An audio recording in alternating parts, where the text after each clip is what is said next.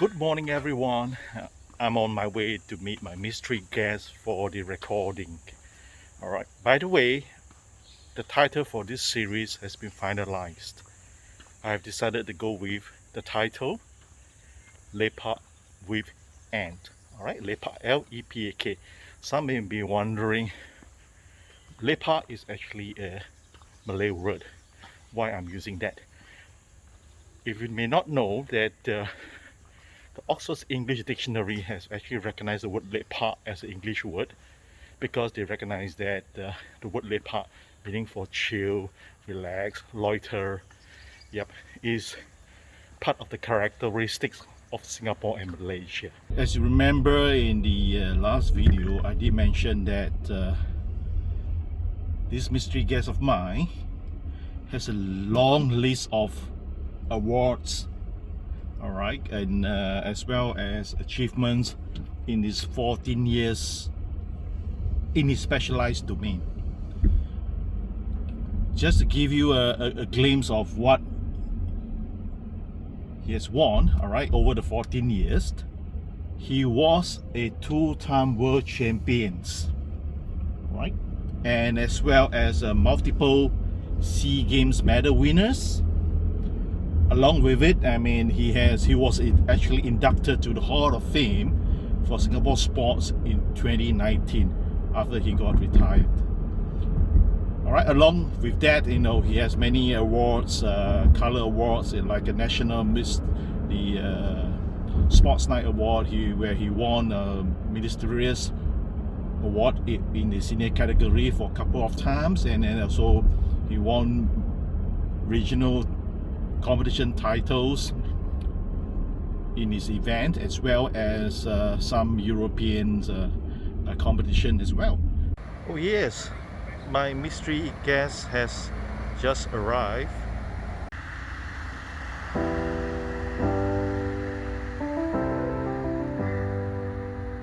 I get lost sometimes and I can't seem to find a light between the walls I built for myself right in.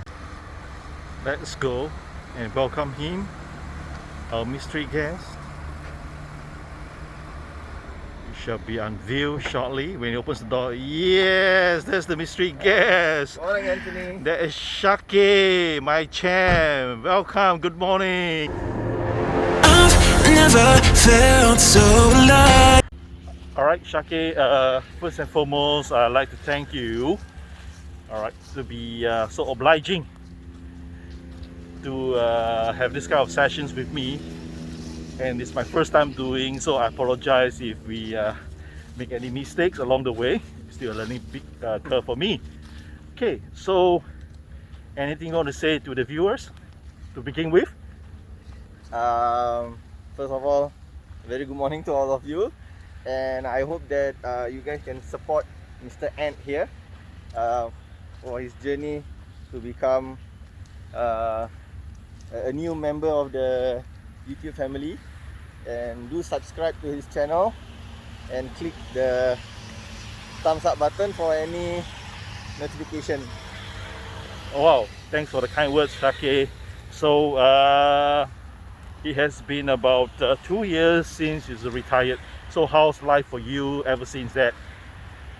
Well, it has been great for me. It's because most of the time I've been out traveling with the team, and also last 2 years before I retired, I got to spend time with also Anthony, who is also our mental skill training coach. Is it correct? Yeah. But actually, this is not my. Okay, just to it's a caveat for me. I never say anything. These are all unscripted. Okay, these are all unscripted. So I'm not to try to sell myself in one way. He's our mental skill coach. So he coached us before and after competition as well. So his service to us is much appreciated and well valued. So thank you, Anthony, for the service. All right, thank you so much for the kind words as well again. So So maybe you can tell the viewers right now, after you retired, what have you been doing actually? Oh, okay. So after my retirement, I've started to work with Sports Singapore as a sports performance manager. So I'm dealing with the NSAs right now. So it's kind of like I'm doing the backhand work now instead of fronting it to become an athlete. So now backhand in terms of preparing the athletes and also helping out the NSAs in terms of their annual grants and also helping the athletes to prepare for major games like doing the benchmarking and stuff lah. Okay, I think this is something interesting for you, and it's basically totally different from what you've been doing for the past 14 years. Yeah, you know, definitely. yeah. So when I'm an athlete, the only thing that I need to do is just to train and perform. That's all. But then right now it's more of me knowing what are the process back end in terms of preparing the athletes, helping the NSAs to prepare the athletes, so called preparing for major games and everything. And so more of the back end work, which before when I'm an athlete I do not know anything about this. So after joining Sports Singapore, the process of it, doing major games, doing benchmarking for the athletes, so it's an eye opener for me in terms of this sports industry is very big, and yeah, you don't need when people say you're into sports, there's no future, but I think it's not correct lah. The sport industry is very big, and you can be in any other industry, for example sports event or sports marketing or whatsoever. So there's a lot more in this sports industry. Okay, I see. So maybe we would like to share what will be the current interesting project that you're currently doing or you'll be embarking. And I think now the most interesting thing is helping the Olympic Games athlete to prepare themselves for Tokyo. So that will be the biggest project ever lah. So it might not be as big as SEA Games or Asian Games, but it is the most prestigious games in the world lah. With the current pandemic, right? This Tokyo Olympic was actually postponed from last year to this year, but until now, I guess it's kind of touch and go situation for the athletes. I think it's quite painful for an athlete, right? Yeah. To wait for 4 years and to train so hard for it, but yeah, there's a plane landing in the background, right? So what will be your view on this for if, let's say, you're an athlete, right, and then such thing happens? Okay, what will be your view on that? I think for me or for an athlete, they have to prepare for the worst, but the most importantly, they have to be prepared. So even though that this thing is uncertain whether it will happen or not, but if it's happened and if you are not ready, and then you are done for it lah. So it's just like I borrowed this quote from my friend. It's just like you hang out your clothes to dry. So even though it's raining or not, so you just hang it out to dry first, and then if it's raining, then you so called put them back in lah. So in a way you are still prepared, even though at the last moment the game is cancelled. So yeah, if it's for me, I'll just train as per normal and just be prepared lah. Yeah, I think that is quite a good metaphor, analogy of the drying the clothes. Yeah. So I guess it's not going to be easy, all right. But nonetheless, right, an athlete needs to get themselves prepared, right, regardless of the situation, because that is beyond everyone's control. So, most importantly, right, the athlete has to be totally prepared for whatever they are preparing for, especially in this kind of I would say the prestigious game that everyone is looking for, right? The Olympics. Yeah, now I start to recall already what you have taught us lah. The control and the uncontrollable factors. So the controllable is that we can still train. Yeah. And just focus. But the within our control one is the situation and the situation that we are in right now, because of pandemic or whatsoever. So we just do whatever we can, which is the controlled one. You just take care of yourself and just train as per normal. Just stay focused. And if in that sense that if Olympic doesn't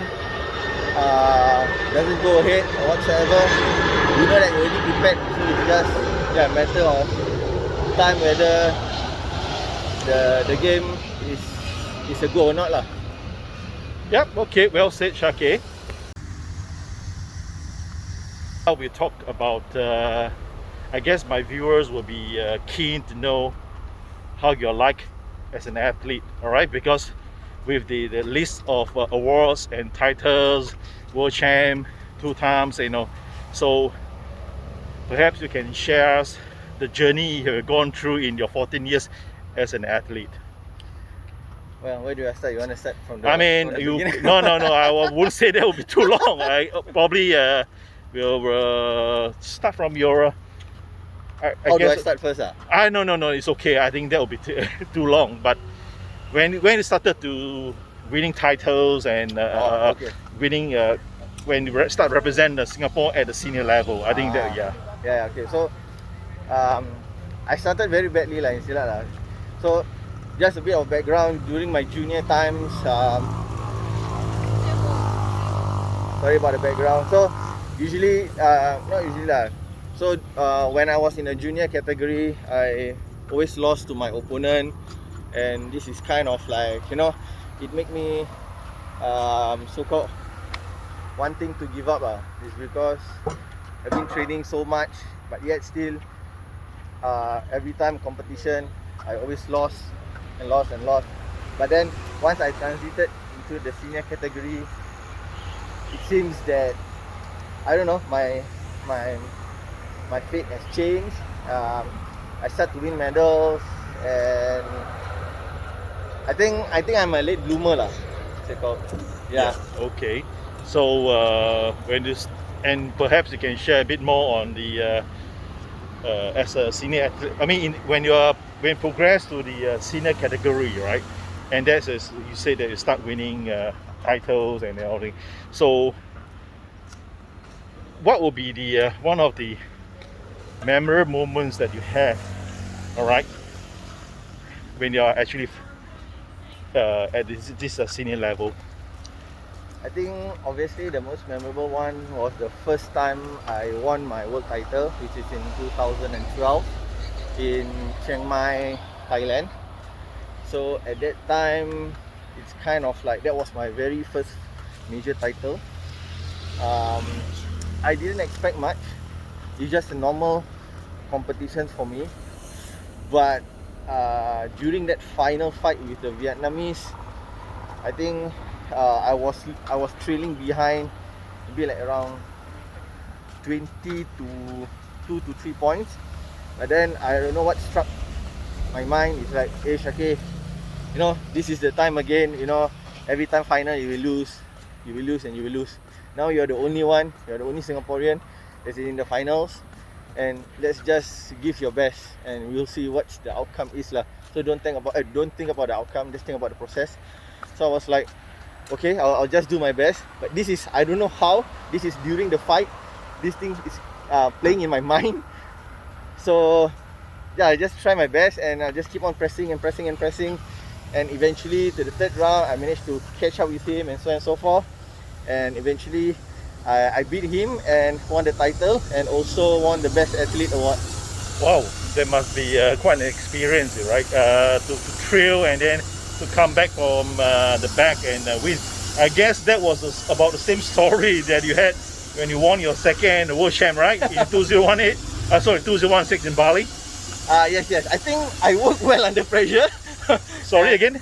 I think I work well under pressure. Oh, you were under pressure. Okay, Yeah, I that's work good. well under pressure, and I usually, it's like sometimes people crack under pressure, but for Yeah. me, I think I can perform better under pressure, and I think also in a way that from all the session that the Singapore Silat Federation had with you and also your colleague Mr. Chris, I think we know how to cope with pressure better and so-called understand ourselves and understand how we feel. So I think that's the most important thing. Yeah, I mean, elite athletes nowadays, in terms of the physical skill, I mean, for the physical level, the technical skills, and technical skills, I mean, this is something where by everyone can be more or less there, but the one that able to perform better when the pressure is on, and that is the mental aspect of it. Yeah. So yeah. Correct. So when you are in the elite category, your skills, your fitness, your game plan, whatever is on par with each other. But then what makes it different is your mental toughness. Yeah, well said, Shake. I think with the current situation, as we know, mental health has become a top discussion topic. All right, okay, we will not go into that area because it's a huge area to touch on. Yes. All right. Having that, sharing the two experience that you had in the World Champ. All right. What will be any of the event that you went through that actually that give you some kind of negative experience? Negative experience. During the fight, is it or what? In the whole competition, yeah. Well, I should say it would be the Asian Games where I had to lose 20 kg to be in the weight category, and at the end of it, Team Singapore get played out lah. But then overall, as a whole, after the event or whatsoever, I still take it as a positive thing. Is because there must be a reason for this to happen, and like for me, I don't like to dwell in the past. I don't like to think about the past. Just think ahead, think of the future and what can be improved on, and just work on it lah. Yeah, okay. I mean, so we said, share with you guys before, right? There's no failure but feedback. Okay, it's basically what you have actually applied to yourself is what is the learning lessons behind this experience. All right, and then while you say that, right, it brings me a thought that came to me was that I think is in 2017. I think it's in the Sijori in Batam, right? There's an event where you need to lose 5 kilos within 2 days. Yeah. 1 day, 2 days, right? So perhaps you can share or the experience that you went through in that competition. Well, I think I set my mind to go there and win, obviously, and at the same time, the issue of weight management is it's not in my head also lah. It's because I'm in my weight category, I'm comfortable already. But then following on during the weight, what's it called? Weighing in? The weighing in. So during the weighing in, the organizer stated that there's no class in my category, so I had to move down one category below, and my team manager say, okay, I think you need to go down. If not, you cannot compete. I was like, what? Is this serious? And I only have 2 more days to go to prepare myself to get my weight down. And then I was like, okay, never mind. If this is the choice I have to make, then I'll just do it lah. So after I set the decision, I kind of like set myself focus and whatever training or whatsoever I'll do, but at the extra time I'll just do my own so-called cardio just to lose the water weight lah. It's because it's scientifically it's not healthy to lose even 1 kg in one day. So, but most of the kg that I lost is just water weight lah. So yeah, I managed to lose 5 kg in 2 days, and then I get what I want, gold, and also the best athlete, if I'm not mistaken. And at the same time also, we the Team Singapore athlete won the overall champion for that Sigiri championship. Alright, you hear from the man who can start a slimming center, I would say, losing 5 kilos in 2 days. Who can do that? Alright. But don't follow that. That's a very unhealthy way. So, so you know who to look for, Lee, if you want to lose weight. Alright, he's the man. Alright, to lose 5 kilos within 2 days, you know, and then to carry on with the fights. Just imagine, you know. For your info, throughout my journey in Silat, I've been in many categories, right up from the start, from 55 to 60, and as AV as 90 to 95 kg, and then going down back to 65 to 70 kg. So I've been there, as you saw, better with weights lah. Oh no, so it's not easy actually for you to do that, right? I mean, from heavyweight to the lighter weight, especially like you said for the Asian Games in 2018, yeah, in Jakarta.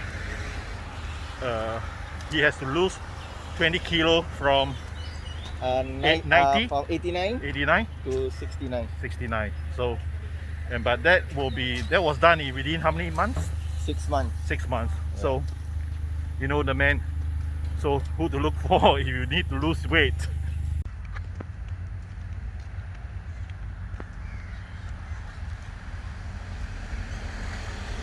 Alright, having to transit, right, from a full-time athlete for 5 years, 6 years?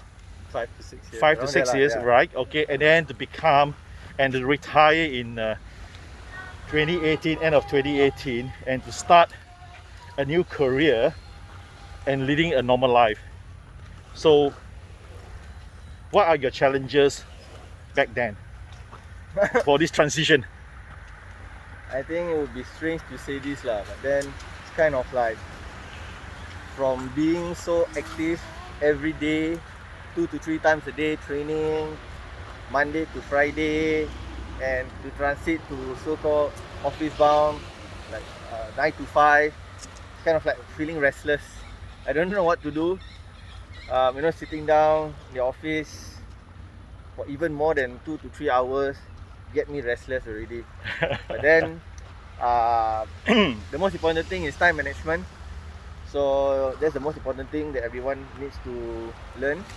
So I managed to put in some hours in the gym, or even outside doing some exercises, just to keep my body light and feel good. Feel good lah. Yeah, feel good. All right. So, and yeah, at the same time also get to spend more time with my family, which I didn't had for so long, and I kind of like feeling good about it as well lah. You know, the other side of the life after athlete.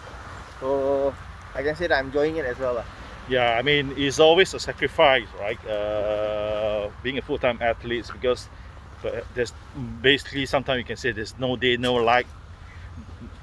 Okay, and as well as weekend burns, and then we travel for centralized training and all those things straight for at least 1 month. Alright. So that is something that, all right, the world titles are not just won easily. All right, it's a lot of sacrifices for time, for the family. It's really when they say tears, blood and sweat. Yeah, literally tears, blood, because you really sweat a lot during the training, and then sometimes during the kind of training sparring, right? You sometimes accidentally you'll be punched by your own teammates. You become blood as well. Yeah. So, all right. Other than that, after this, yes, now we're back to normal routine. I mean, kind of normal life. So how are you feeling now, actually? Yeah. And how How are you coping with it? Actually, I'm feeling quite good in a sense, in a sense of well-being, wellness, and so on lah. But then in terms of fitness, I'm actually not good lah.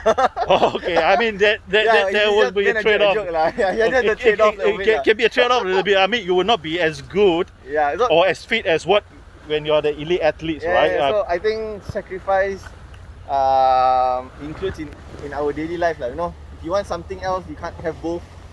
You must sacrifice a bit here and there. So but now I'm very thankful that I have a steady job, I have a family, and so now it's only to give back to the community. I've also started to coach again, and now it's just to coach the junior athletes and also the senior select. Oh yeah. You told me that as well. Yeah. And if I recall, you're expecting your third one? Expecting? No, already come out already. Oh, really come out? Already Okay. come out already. Congratulations. I didn't know. I thought because I remember quite a while ago you was telling me that. So she's 4 months old now. Oh, so you have a 2 boy and a girl right now? Yes, 2 boys Wow, and girl. congratulations, Shake. Thank you. Yeah. So before we leave, or before I let you go,